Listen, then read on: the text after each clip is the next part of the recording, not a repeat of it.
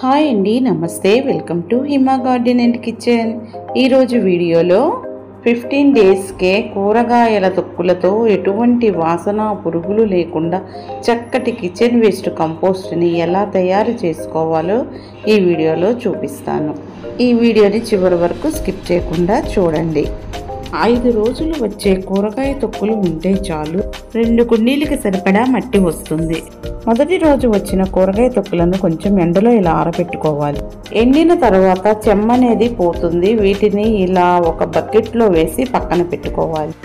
2వ రోజు, 3వ రోజు, 4వ రోజు, 5వ రోజు వచ్చే కూరగాయ తొక్కులను కూడా ఇలానే కొంచెం ఎండలో వేసి తీసేయాలి. ఇది 5 రోజుల కిచెన్ వేస్ట్. ఇలా ఎండలో వేయటం వల్ల చీమల పట్టవు, పురుగు కూడా రాదు. కిచెన్ వేస్ట్తో కంపోస్ట్ ఎలా తయారు చేయాలో చూసారు. ఇలా కన్నాలు పెట్టుకున్న బకెట్ ఒకటి తీసుకోవాలి.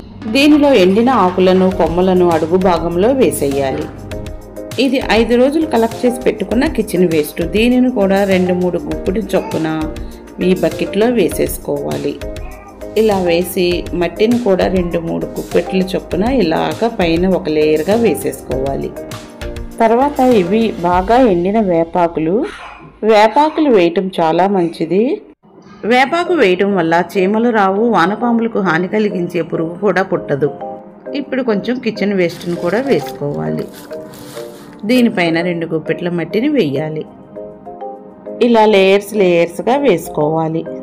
ఇప్పుడు ఎగ్స్ తెచ్చుకునే అట్ట ముక్కలు ఉంటాయి కదండి, వాటిని చిన్న చిన్న ముక్కలుగా చేసుకొని వేసుకోండి. వానపాములకి ఇది మంచి ఫుడ్. ఇవి వేయటం వల్ల వానపాములు కూడా త్వరగా ఏర్పడతాయి. వీటిపైన కిచెన్ వేస్ట్ వేసేయండి.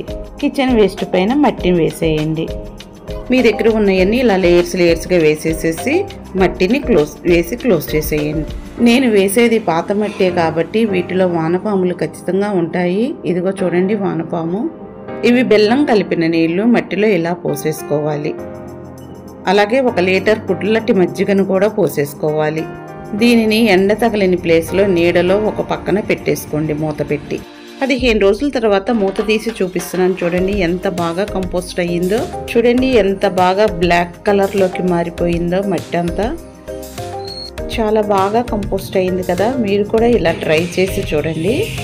చూసారు కదా ఫ్రెండ్స్, కూరగాయ తొక్కులతో, ఎండిన ఆకులతో, కొద్దిగా మట్టితో ఎంత బాగా కంపోస్ట్ తయారయ్యిందో. ఇది రిచ్ కంపోస్ట్. దీంట్లో NPK మొత్తం ఉంటుంది. ఈ వీడియో మీకు నచ్చితే ప్లీజ్ ఒక లైక్ చేయండి. మరిన్ని వీడియోస్ కోసం మా ఛానల్ని సబ్స్క్రైబ్ చేయండి. Thank you for watching video.